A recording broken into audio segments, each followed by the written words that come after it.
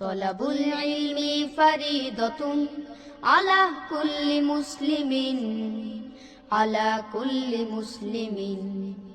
طلب العلم فريضة على كل مسلم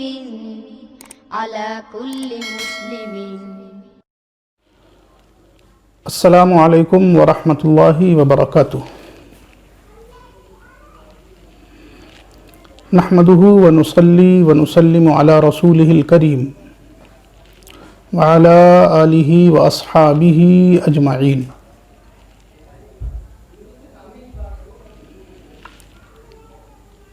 أما بعد فأعوذ بالله من الشيطان الرجيم، بسم الله الرحمن الرحيم۔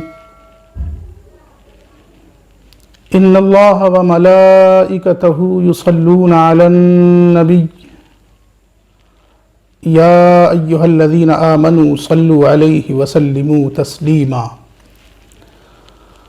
اللهم صل على سيدنا ومولانا محمد وعلى آل سيدنا ومولانا محمد كما تحب وترضى بأن تصلي عليه صلاة وسلاما عليك يا رسول الله يا حبيب الله يا نبي الله۔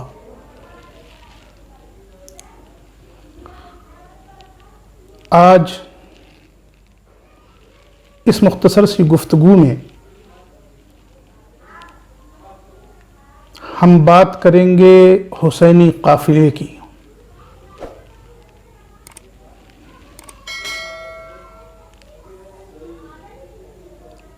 محرم الحرام کی آج 2 تاریخ ہے۔ یہی وہ تاریخ ہے جس تاریخ میں عالی مقام حضرت امام حسین علیہ السلام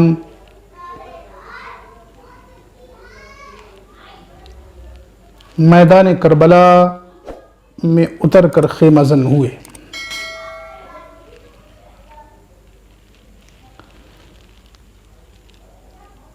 کل آپ لوگوں نے سماعت کیا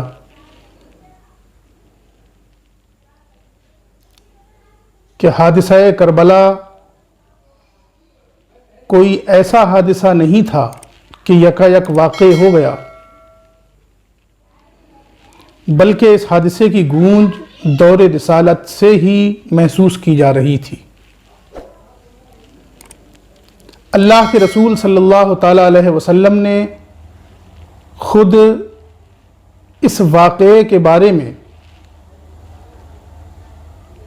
پیشین گوئیاں فرمائی تھیں، اور صحابہ کے مقدس زمانے میں بھی یہ واقعہ خاصا مشہور و معروف رہا۔ آپ غور کیجئے حضرت امام علی مقام علیہ السلام کے حالات پر کہ آپ بچپن سے جوان ہوئے اور صحابہ کرام رضوان اللہ عنہم اجمعین اس بات کو سمجھتے تھے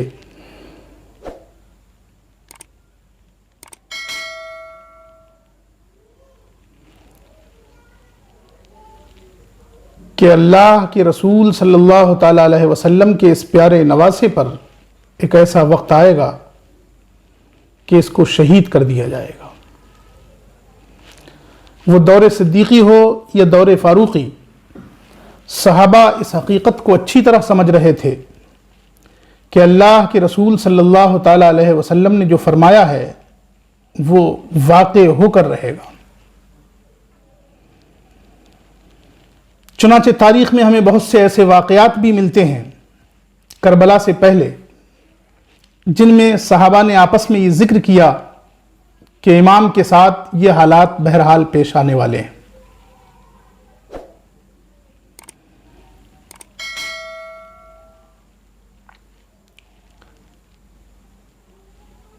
وہ واقعات اور وہ حالات یہاں نہیں بتائے جا سکتے، اس کے لیے تفصیل درکار ہے۔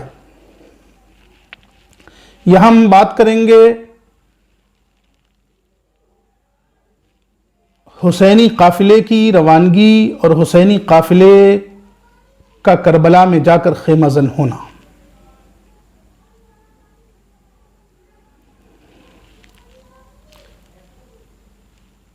15 رجب 22 رجب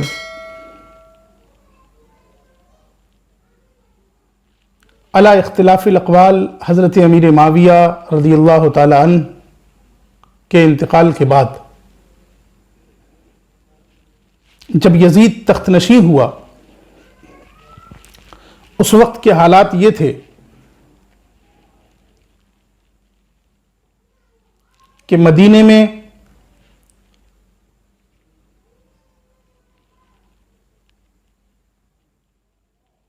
ولید وہاں کا گورنر تھا،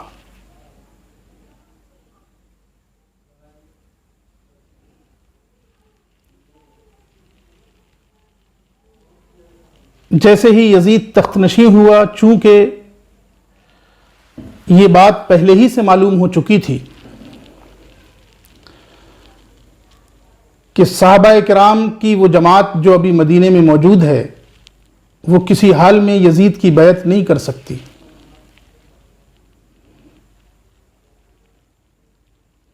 چونکہ یہ لوگ اس سے پہلے ہی بیعت یزید کا انکار کر چکے تھے، تو یزید کے لیے سب سے بڑا اہم مسئلہ، سب سے بڑی مہم یہی تھی کہ وہ ان حضرات سے اپنے لیے بیعت کیسے لے۔ چنانچہ یزید نے تخت نشین ہوتے ہی ولید کو لکھا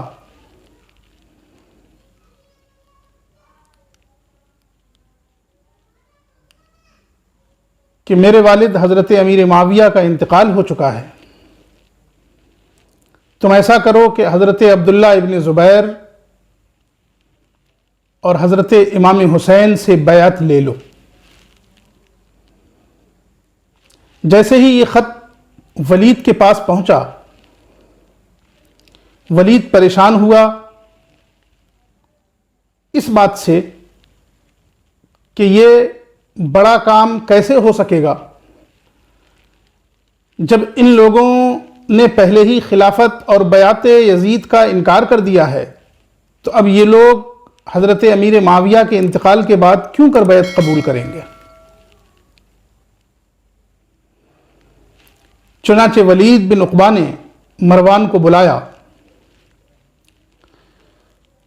اور مروان سے اس سلسلے میں مشورہ کیا۔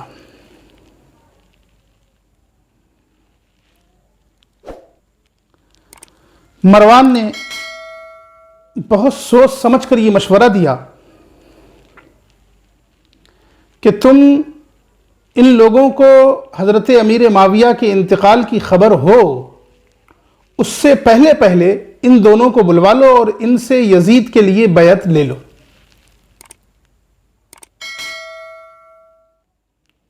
اس لیے کہ یہ معاملہ کوئی چھوٹا معاملہ نہیں ہے۔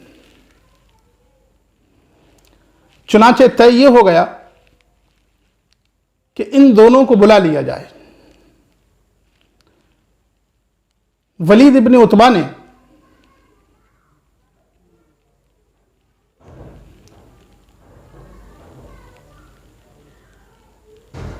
حضرت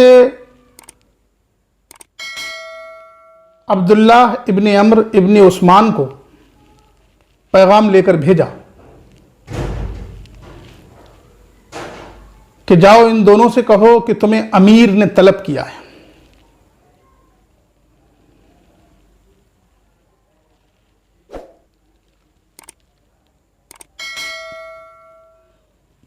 جب یہ شخص، یہ بچہ جاتا ہے تو دیکھتا ہے کہ یہ دونوں بزرگ مسجد میں نماز ادا فرما رہے ہیں۔ یہ جا کر اپنی بات بتاتا ہے کہ تمہیں امیر نے طلب کیا ہے۔ حضرت امام حسین اور حضرت عبداللہ ابن زبیر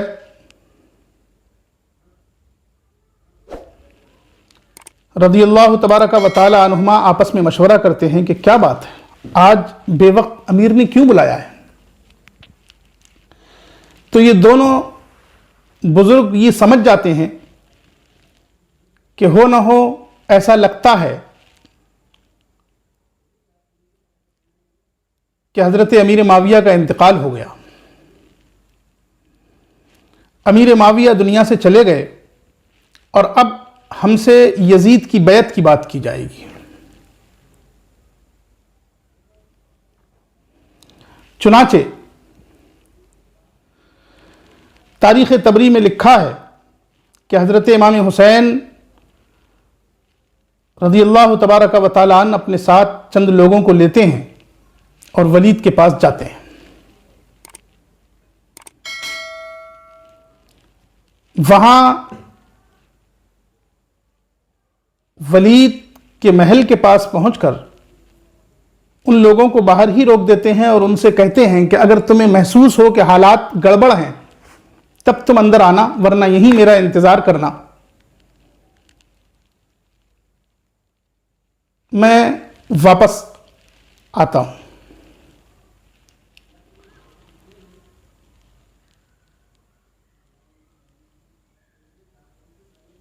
جب اندر پہنچتے ہیں تو دیکھتے ہیں کہ مروان وہاں بیٹھا ہوا ہے۔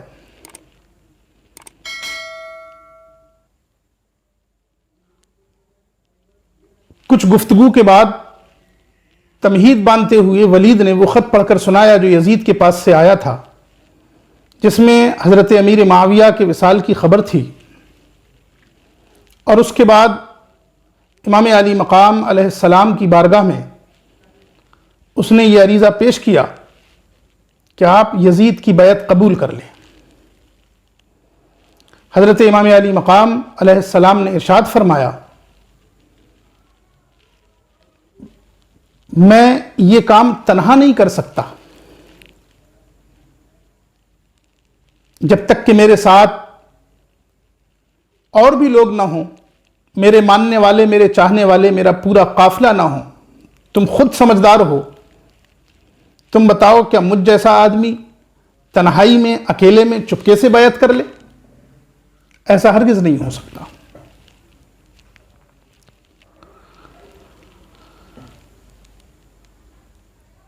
مجھے موقع دو، میں بھی اپنے حالات میں، اپنے بارے میں کچھ غور و فکر کر لوں اور تم بھی سوچ لو۔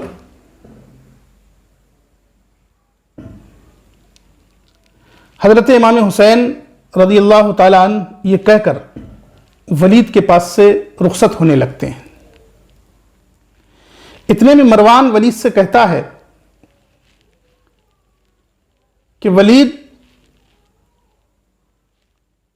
یہ موقع مت جانے دینا، ورنہ پھر ان کے لیے بہت زیادہ قتل ہوگا، جنگ کرنی پڑے گی۔ تم ابھی ان کو روک لو، ان کے سامنے دو ہی آپشن رکھو، یا تو قتل کر دو یا پھر یہ بیعت قبول کر لیں۔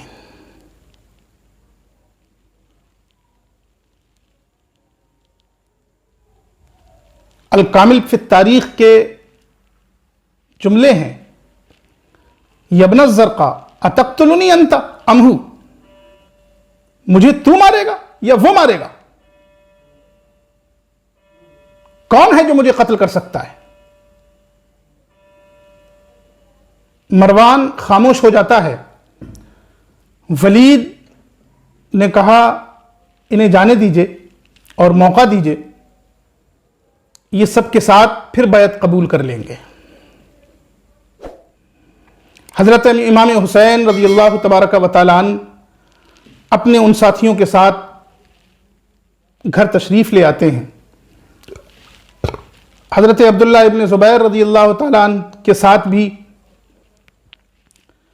اسی طرح کے کچھ معاملات پیش آتے ہیں، اور ولید بار بار ان کے پاس اپنے قاصدوں کو بھیجتا ہے۔ وہ آج کل آج کل آج کل کہہ کر وقت بڑھاتے رہتے ہیں۔ نتیجہ یہ ہوتا ہے کہ قاصدوں کا آنا جب زیادہ ہو جاتا ہے اور قاصد جب لشکر کی شکل میں آنے لگتے ہیں اور یہ دھمکی دینے لگتے ہیں کہ یا تو تم چلو گھر چھوڑ کر امیر کے پاس یا ہم تمہیں یہاں قتل کر دیں گے، تو حضرت عبداللہ ابن زبیر کے بھائی جعفر ابن زبیر ولید کے پاس جاتے ہیں اور اس سے کہتے ہیں کہ بھائی کچھ مہلت دو، کم از کم ان کے پاس اس کثرت سے قاصد تو مت بھیجو، انہیں کچھ سکون ملے تو وہ اس بارے میں غور و فکر کریں اور پھر تمہیں جواب دیں۔ ولید نے کہا ٹھیک، مجھے کل جواب چاہیے۔ حضرت عبداللہ ابن زبیر رضی اللہ تعالیٰ عنہ اسی رات میں اپنے بھائی حضرت جعفر ابن زبیر کے ساتھ مدینہ چھوڑ دیتے ہیں۔ صبح جب ولید اپنے لوگوں کو بھیجتا ہے اور دیکھتا ہے کہ وہاں عبداللہ ابن زبیر نہیں ملے،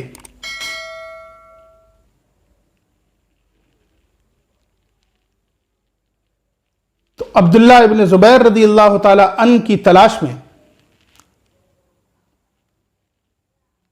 ایک لشکر کو بھیجتا ہے کہ تم جاؤ اور مدینے سے ادھر ادھر جانے والے راستوں پر پھیل جاؤ، تلاش کرو عبداللہ ابن زبیر کہاں ہیں۔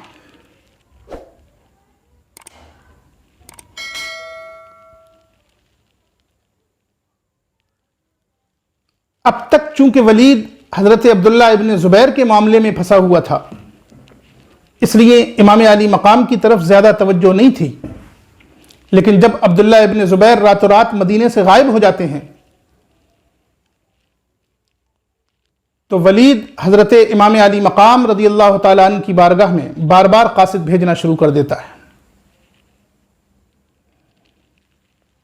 نوبت یہاں تک آ جاتی ہے کہ حضرت امام علی مقام رضی اللہ تعالیٰ عنہ یہ فیصلہ فرما لیتے ہیں کہ اب مجھے مدینہ چھوڑ کر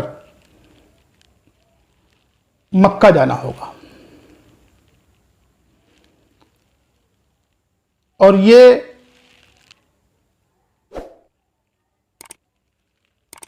حضرت عبداللہ ابن زبیر کے ایک دن بعد ہی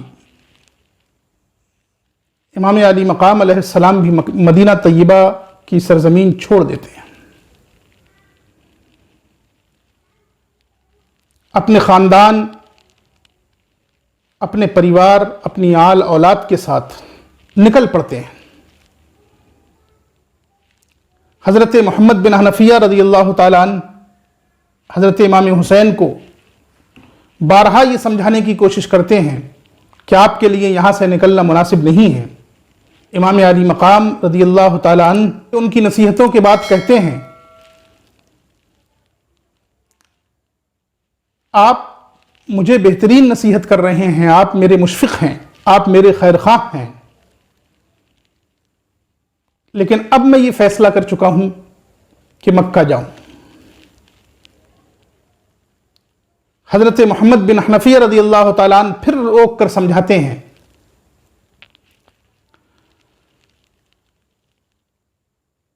کہ اگر جانا ہی ہے تو صرف مکہ جانا، کسی اور شہر کا قصد نہ کرنا۔ کوفہ، عراق، شام کہیں مت جانا، یہ سب لوگ ایسے ہیں جن کے وعدوں پر کوئی بھروسہ نہیں کیا جا سکتا۔ انہوں نے تمہارے والد کے ساتھ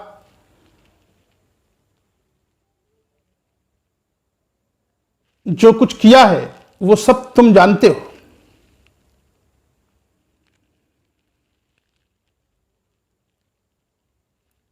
اگر تم جانا ہی چاہتے ہو تو صرف اور صرف مکہ شریف جانا، وہیں رہنا، اور اگر تمہارے لیے وہاں کی زمین بھی تنگ کر دی جائے تو پھر وہاں سے نکل کر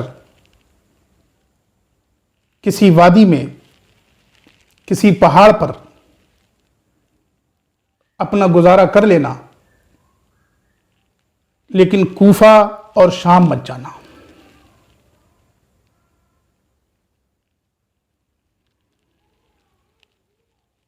اور بھی جو ملنے والے احباب و اصحاب تھے انہوں نے یہی مشورہ دیا کہ آپ سفر مت کیجیے۔ اگرچہ اس بات کا یقین نہیں تھا کہ اسی سفر میں وہ حادثہ کربلا پیش آ جائے گا، لیکن پھر بھی یہ لوگ کہیں نہ کہیں خدشہ محسوس کر رہے تھے کہ ایسا نہ ہو کہ یہ سفر ہی امام کا آخری سفر ہو جائے۔ آپ غور فرمائیں، حضرت امام علی مقام رضی اللہ تبارک و تعالی عنہ کے دل پر کیا گزری ہوگی جب انہوں نے مدینہ طیبہ کی سرزمین چھوڑی ہوگی۔ لیکن بہرحال چونکہ ادھر یزید کے لیے بیعت کا مطالبہ بار بار کیا جا رہا تھا، اس لیے حضرت امام علی مقام مدینہ طیبہ چھوڑ کر مکہ پہنچ جاتے ہیں۔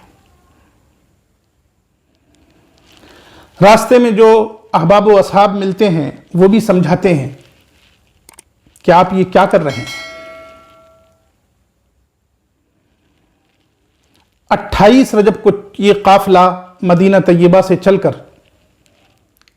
3 شعبان کو مکہ مکرمہ پہنچا ہے، جیسا کہ تاریخ طبری میں مرسوم ہے۔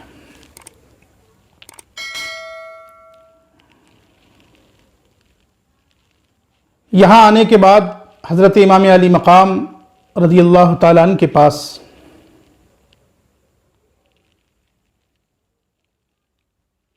اہل کوفہ کے خطوط آنے لگتے ہیں۔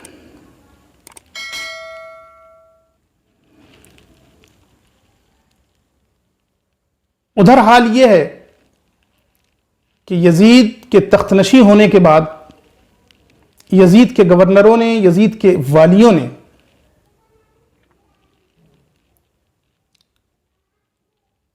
شام میں تو لوگوں کی رائے حاصل کر لی، شامیوں سے تو یزید کے لیے بیعت لے لی، لیکن اہل شام میں کچھ وہ جو اپنے آپ کو محبان اہل بیت کہتے تھے، یا اہل کوفہ، اہل عراق، ان لوگوں نے یزید کی بیعت نہیں کی، بلکہ یہ لوگ امام کے پاس خطوط لکھتے رہے پے در پے، اور امام سے یہ گزارش کرتے رہے کہ آپ ہمارے پاس تشریف لے آئیں، آپ ہمارے پاس تشریف لے آئیں۔ بہت سارے خطوط، بہت سارے قاصدوں کے ہاتھ جب امام کے پاس اکٹھے ہو گئے تو حضرت امام علی مقام نے ان خطوط کو سامنے رکھ کر یہ فیصلہ کر لیا کہ مجھے جانا چاہیے، اس لیے کہ میرے نانا کی شریعت کو بدلا جا رہا ہے اور حلال کو حرام اور حرام کو حلال قرار دیا جا رہا ہے۔ وہ جو خلیفہ ہونے کا مستحق نہیں ہے، لوگ اس کی بیعت نہ کر کے مجھے دعوت دے رہے ہیں، اب بھی اگر میں نہیں جاؤں تو کل کیا منہ دکھاؤں گا؟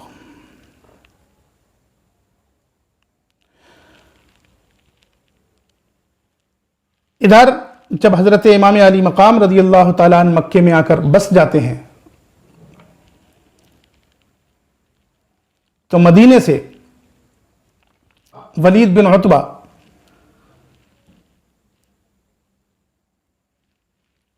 عمرو بن سعید بن عاص کے پاس پیغام لکھ کر بھیجتا ہے کہ حسین یہاں سے چلے گئے ہیں اور مکہ جا کر بس گئے، تم ان سے بیعت لے لو۔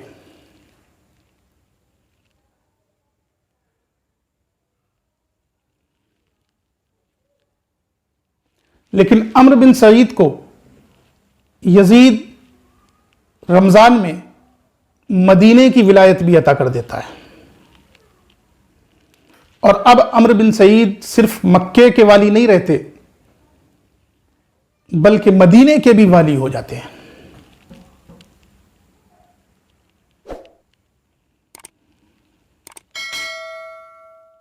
حضرت امام علی مقام علیہ السلام کے پاس لوگوں کے خطوط اور لوگوں کے آنے جانے کا سلسلہ رہتا ہے۔ حضرت عبداللہ ابن زبیر رضی اللہ تعالیٰ عنہ وہ بھی مکہ شریف پہنچ چکے تھے، اور ان کا بھی آنا جانا حضرت امام علی مقام امام حسین علیہ السلام کی بارگاہ میں ہوتا تھا، اور حالات پر ان سے گفتگو ہوتی رہتی تھی۔ ان خطوط کو سامنے رکھ کر حضرت امام علی مقام نے یہ فیصلہ کر لیا کہ مجھے کوفہ جانا چاہیے۔ یہ فیصلہ جیسے ہی آپ کے خاندان کو، آپ کے اقارب کو معلوم ہوا، سب لوگ گھبرا گئے۔ چنانچہ تاریخ کی معتبر کتابوں کے مطابق حضرت عبداللہ ابن عباس رضی اللہ تعالیٰ عنہ نے امام علی مقام علیہ السلام کو بہت سمجھانے کی کوشش کی، اور بار بار کہا کہ آپ رک جائیے، آپ یہیں رہیے۔ اگر انہیں آپ کے ہاتھ پر بیعت کرنا ہے تو پھر وہ خود یہاں آ کر بیعت کر لیں.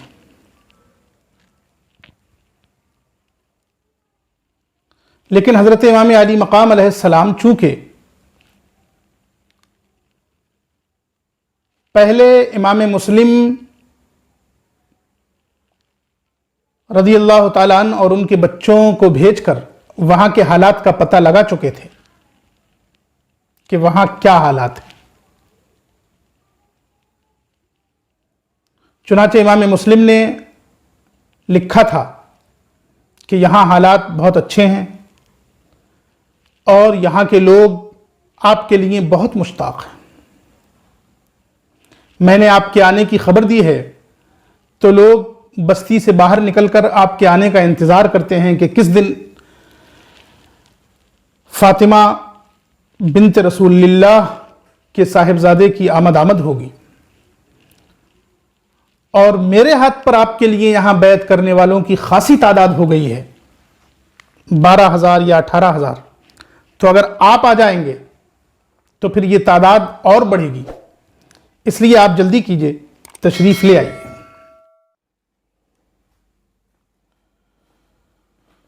حضرت امام مسلم کا خط دیکھ کر اور کوفیوں کے خطوط پر غور و فکر کر کے آپ یہ فیصلہ کر لیتے ہیں. سارے اقارب اصحاب آپ کو سمجھاتے ہیں، لیکن آپ نے فرمایا میں یہ طے کر چکا ہوں کہ مجھے کوفہ جانا ہے. میں یہ طے کر چکا ہوں کہ مجھے سفر کرنا ہے. حضرت عبداللہ ابن زبیر رضی اللہ تعالیٰ عنہ آتے ہیں، وہ بھی سمجھاتے ہیں کہ مکہ بلد اللہ الحرام ہے، اسے چھوڑ کر آپ کہاں جا رہے ہیں؟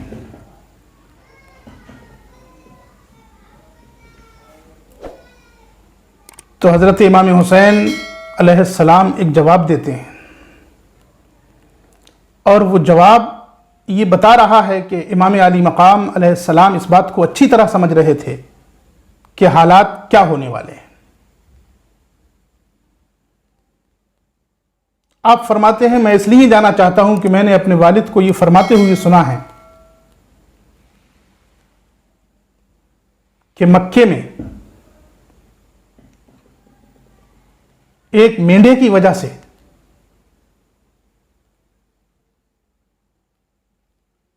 اس کی حرمتوں کو پامال کیا جائے گا. میں اس بات سے خدشہ محسوس کرتا ہوں کہ کہیں وہ مینڈھا میں نہ ہو جاؤں، اس لیے میں مکہ چھوڑ کر جانا چاہتا ہوں.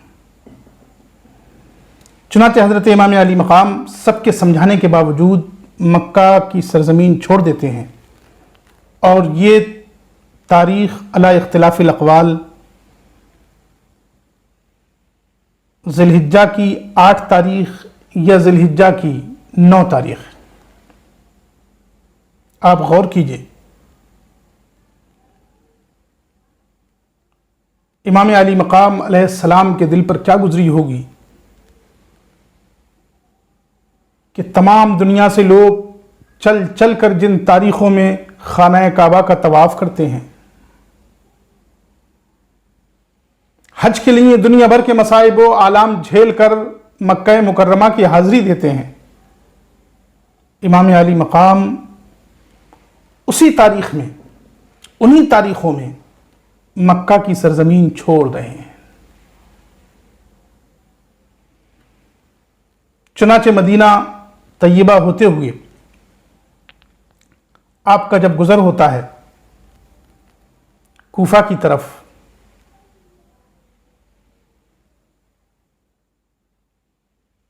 تو عمرو بن سعید اپنے بھائی یحییٰ ابن سعید اور حضرت عبداللہ ابن جعفر کے ہاتھ ایک پیغام بھیجتا ہے.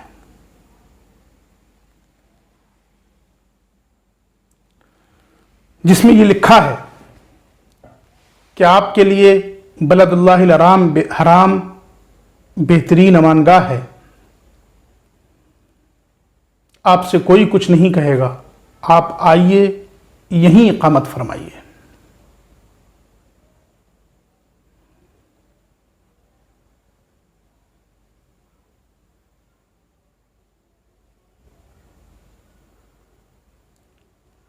حضرت امام علی مقام رضی اللہ تعالیٰ عنہ اس خط کو پڑھ کر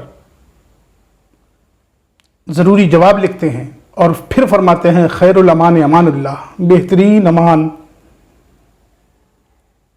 اللہ کی امان ہے۔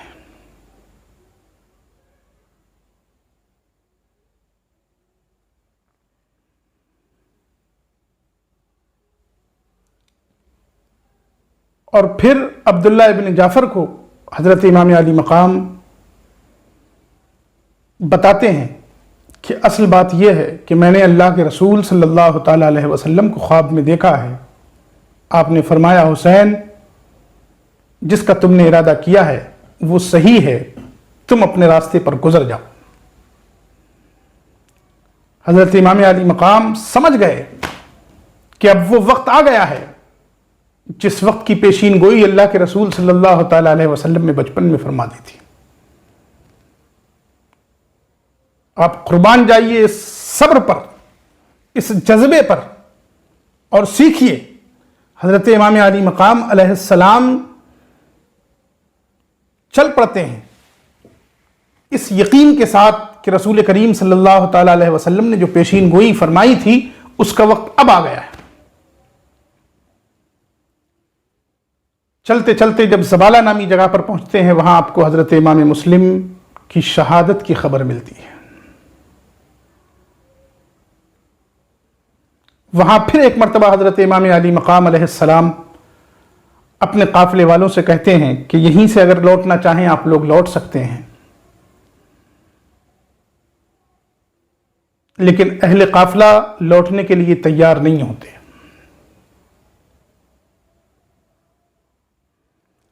اور کچھ آگے بڑھتے ہیں تو آپ نے راستے ہی سے قیس بن مسہر نامی شخص کو خبر لینے کے لیے بھیجا تھا۔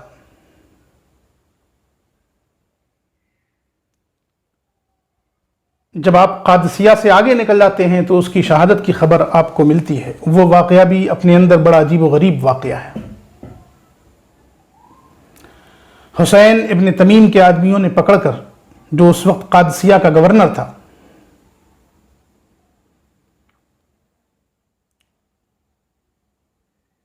قیس ابن مسہر کو عبید اللہ ابن زیاد کے پاس پہنچا دیا۔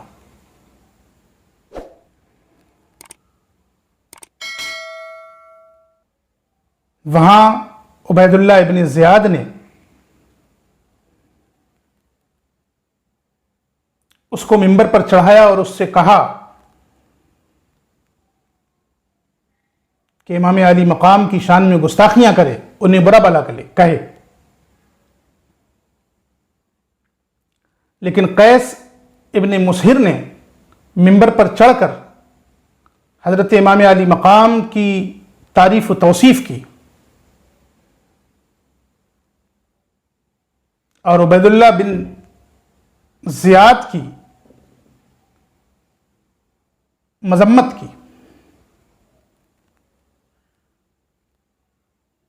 اس پر قیس ابن مسہر کو یہ سزا دی گئی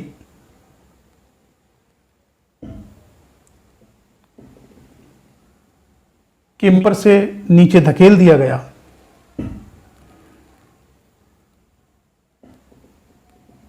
جس سے آپ کی شہادت ہو گئی۔ آپ غور فرمائیے کیسے حق گو لوگ اور کیسے راست باز لوگ تھے جنہوں نے آپ تک دین پہنچایا۔ کیسا نازک وقت تھا۔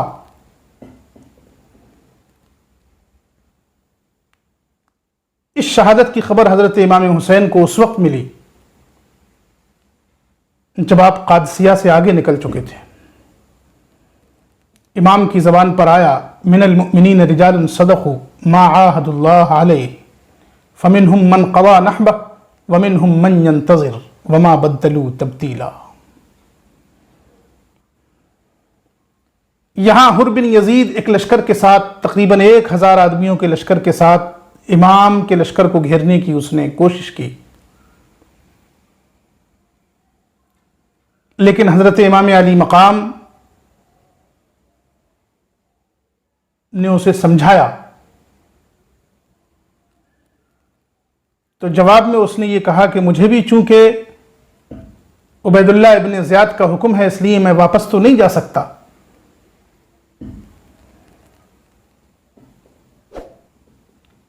اور ایسا بھی نہیں ہو سکتا کہ میں آپ کو واپس مدینے کی طرف یا مکے کی طرف لوٹنے دوں۔ ان دونوں میں سے کوئی بھی ایک کام نہیں ہو سکتا، اس لیے کہ مجھے عبید اللہ ابن زیاد نے بھیجا ہے۔ حضرت امام علی مقام علیہ السلام آہستہ آہستہ چلتے ہوئے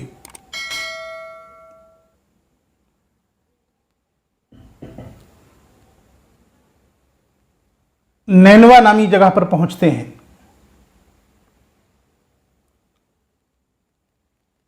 وہاں پہنچنے کے بعد حر بن یزید سے ایک مرتبہ اور اتمام حجت کرتے ہیں، لیکن وہ ہر صورت میں واپس جانے سے انکار کر دیتا ہے،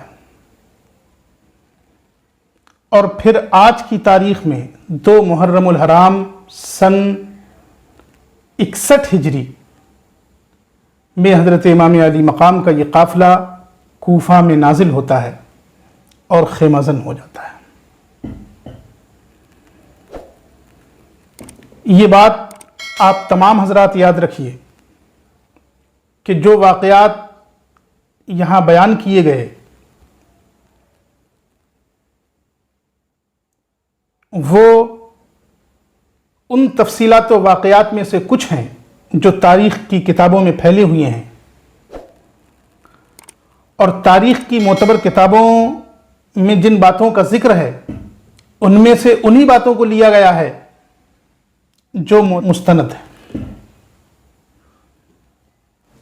چونکہ اختصار بھی ملحوظ ہے